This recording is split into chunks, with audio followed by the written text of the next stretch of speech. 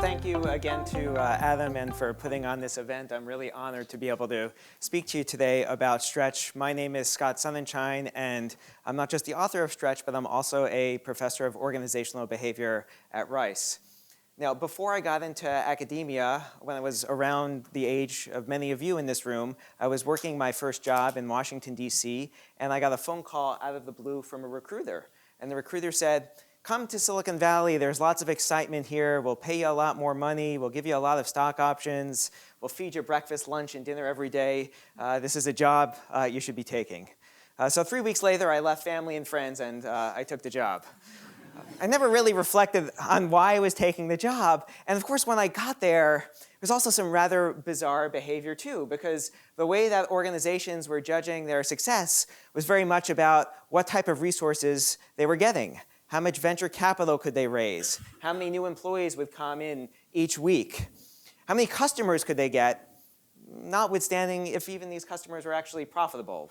If any of you remember Pets.com, of course, that was the poster child of the dot-com era.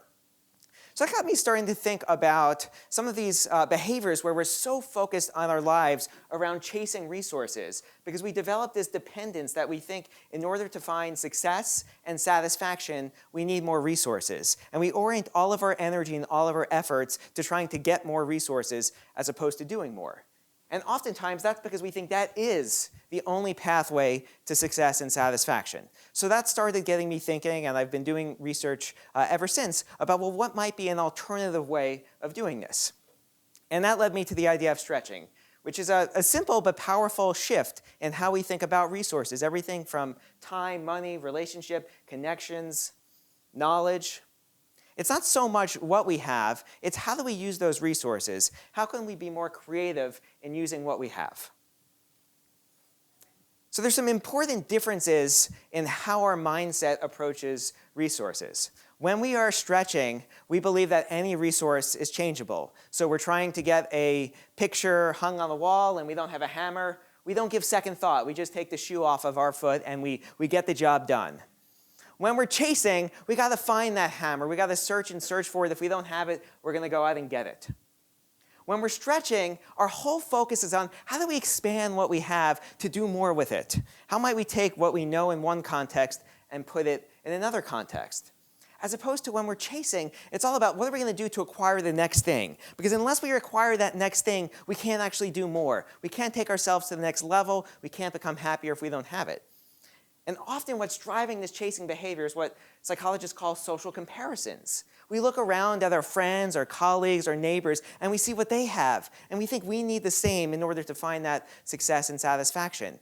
But what's lost in this whole process are the goals that we have. What are the inward goals that we're actually trying to accomplish? For most people, it really isn't just about getting more resources. Those are usually ends. Those are usually means to a certain ends. But we lose sight of what our actual goals are when we're chasing. So stretching is the psychology of resourcefulness and helping teach us what we can do better with what we have. But when we think of resourcefulness, we usually think of something that's used for those in less fortunate circumstances. So it could be for the poor, or maybe someone who had just come to this country and doesn't know a lot of people or have a lot of money. Well, my challenge in the book is really about how do we embrace this same psychology of resourcefulness? Because if you look at the history of many successful people who've also found satisfaction in their lives, they started off resourceful. They started off with not a lot. And then the challenge is, how do we maintain this type of mindset as we find ourselves with access to more and more resources? Can we maintain that scrappiness? The same thing with organizations. We have the classic garage startup. But as organizations grow, they want to show their success, so they tend to change the way that they do business. So what I'd like to convince you of is there are times where if we embrace less, we can actually end up doing more. And this same notion of resourcefulness that fuels a lot of success and satisfaction early in our careers, when our backs are against the wall, can help bring us success as we move forward. So the first thing is to own it. Now, ownership is not a word that you think would describe a retail employee who barely makes above minimum wage. But what I learned in my research is that it has a profound impact on the way that people approach their resources. And I'll tell you an example. I was doing a study of a chain of women's fashion boutiques, and I went to the most successful store in this chain and to the most successful employee in this company, and I said, tell me how you do it. Well, what he did is he gave me an example. He told me about this time where he had a whole host of dresses that weren't selling. He quite frankly described them as a piece of crap. I mean, they were falling off the hanger. No one wanted to buy them. So what he did is rather remarkable. He took a pair of scissors and he cut the straps off. Then he rolled up the dress, he put a tie around it, and created a sign and said, beach cover-up. It went from a worst seller to a bestseller. Now, in many organizations, of course, this would get you fired, right? It's called damaging the goods. In this organization, he was celebrated. I spent the next 2 years traveling around the country, talking to his colleagues, and hearing about their own cut-off-the-straps moments. And it wasn't just about physical products. It was how they thought about training, how they thought about customer service, how they thought about operations. And the overarching pattern in the data was this. When we believe that we own, not literally own, but psychologically own our resources, we give ourselves the license, that creative freedom to solve problems in ways that are not anticipatable. 2, constraints unleash creativity. In the land of chasing, constraints are absolutely terrible because we judge the worth of projects and we even judge the worth of ourselves by how many resources, who's got the bigger office, who's got more people on their team, who's got the largest budget. But it actually turns out that there are times where having less unlocks that creativity to allow you to solve problems. So in one study, what researchers did is they brought in groups of students and they randomly divided them into 2 groups. Group A was told, think about a time as a child when you grew up not having a lot. That was the scarcity group. The second group were told, think about a time growing up when you did have a lot. That was the abundance group. Both groups were then told to solve a practical problem. The university's computer lab had some extra bubble wrap. What should we do with this?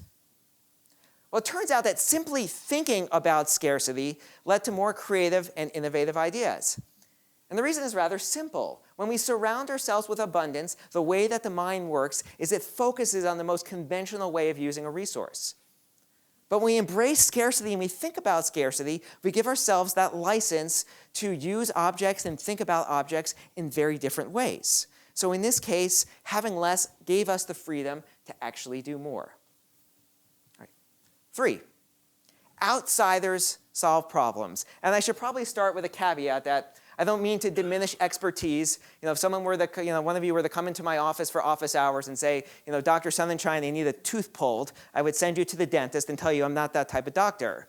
So there's a reason why we have experts. But there's also something to be said about the role of outsiders, those who actually know less about a specific topic. So in one study, what researchers did is they looked at all of the studies that examine the relationship between expertise, measured by the amount of practice someone has, and how it relates to performance. And it turns out that for games like chess, the relationship between performance and expertise is 26%. Now that's not bad, although my guess is it's probably lower than you would have guessed. When it comes time to music, it's 21%. Sports, 18%. This next one gives me a lot of pause because it's education and it's largely college students. It's 4%. And professional work, it's less than 1%.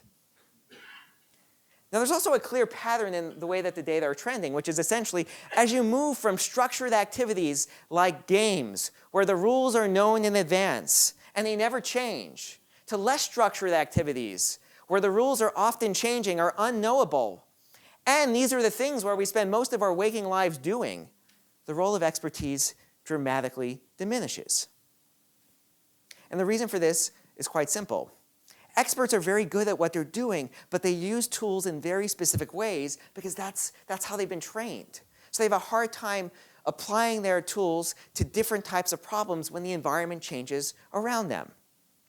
This was backed up by some other research that looked at 10 different countries, 166 scientific labs. Researchers wanted to ask a very simple but important question. What is the relationship between what you know about a specific scientific domain and your likelihood to actually solve a problem in that domain? Seems like a straightforward question, and in fact, they found a positive relationship.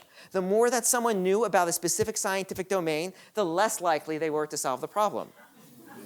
In other words, biologists were better at solving the chemistry problems than the chemists, and vice versa. 4, success comes from doing, not planning.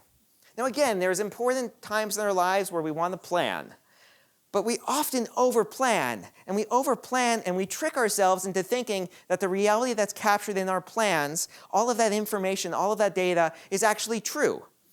When the reality is it's very hard to know what's going to happen in 5 years. In fact, it's very hard to know what's going to happen in the next day in the times that we find ourselves in right now. And in fact, if you look at the research, there's very little correlation between strategic planning and organizational performance. So I learned this firsthand. The very first class I taught was at the University of Michigan. I was still a PhD student. It's an undergraduate introduction to management class. And lo and behold, this is probably no surprise to many of you in the room, but when you put participation in the syllabus, lots of people want to participate. So I had a treasure trove of hands up in the air. Everyone was vying for airtime. So I thought, okay, there's a really simple way of managing this. What I'm going to do is I'm just going to say, okay, you're going to talk, then you, then you, then you. And I'd literally go around the horn in the classroom, and I'd designate 8 or 9 different people to speak. But what would happen is I'd get to the 4th or 5th person, and with the bravado that you might have in some of your classes in Wharton, where someone is just so confident that what they're saying is the most remarkable thing, they deliver, yeah, you guys are all laughing for a reason, they deliver this comment, and they'd be so proud, and they'd have that big smirk on their face, and everyone else in the room had a look of horror. And they couldn't figure out why. Why is everyone looking at me so funny? Well, it turned out what they did is they had just repeated the exact comment of the person sitting right next to them who had just spoken. So we have a name for this. It's called the next in line effect. And what happens is when we are so focused on preparation, and we have a speaking order, so like I had a speaking order, the mind shuts out as much as 9 seconds before it's our turn to speak, and as much as 9 seconds after it's our turn to speak. And that makes sense because those 9 seconds before, we're planning our performance. We want to get that plan. We want that really clever comment that we actually miss what just unfolded in front of us. And those 9 seconds afterwards, we're thinking, how did I perform? Did I meet the plan? Was it well received? And so we end up not listening. So what I try and do is put some more improvisational activities into my classroom to get people to more spontaneously just start acting and get out of this idea that when we plan everything, we end up with better results. And I think I want to kind of leave you with one story that really captures this. I'm guessing no one in the room knows who this is. Anyone? Be really surprised. You might know his name. His name is Dan Wyden. He's an advertising executive. And one day he had a problem on his hands. He had a client who needed a slogan to kind of make all of the different media campaigns come together. So Dan Wyden, as a kind of resourceful person, he was in this scrappy makeshift office. It was in the basement of a building because he couldn't afford prime real estate. He didn't even have a phone. Back then, there were no cell phones, so he had a pay phone. That was his office phone. With his back up against the wall, he had a deadline, and he recalled a rather bizarre situation for what he was trying to accomplish. About 10 years before, a man by the name of Gary Gilmore, was not a very nice person, was in the news because he had killed 2 people.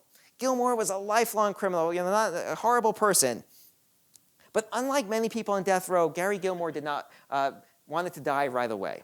So his mother interjected, and Gary Gilmore's, "Go away, I really want to just die, Mom." And he kept saying this to all of these associations. When it was finally his turn to die in the execution chamber, his last words were, "Let's do it." So that gave Dan Wyden enough material to finish his job. Because his advertising slogan that he came up with is arguably the most successful one in business history. And I think it's a great example for 3 reasons. One is you think about the context in which Dan Wyden produced this. Back against the wall, time constraints, came up with this idea. 2, you think about what he repurposed, something that didn't seem valuable at all. I mean, first of all, you won't find this on the Nike homepage, I can tell you that for sure. But he took the slogan of a lifelong criminal, his last words, and turned it into this cultural icon that has sold lots and lots of stuff and changed our society.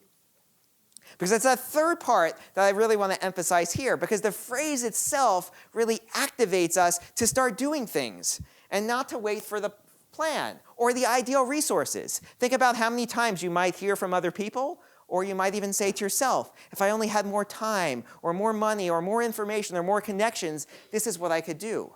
When we're stretching, the time to act is right now. So what I'd like to leave you with is just to reflect on those times where you think that you don't have enough. Are there ways that you might be able to better use what you have to stretch those resources and find great success and satisfaction? Thank you.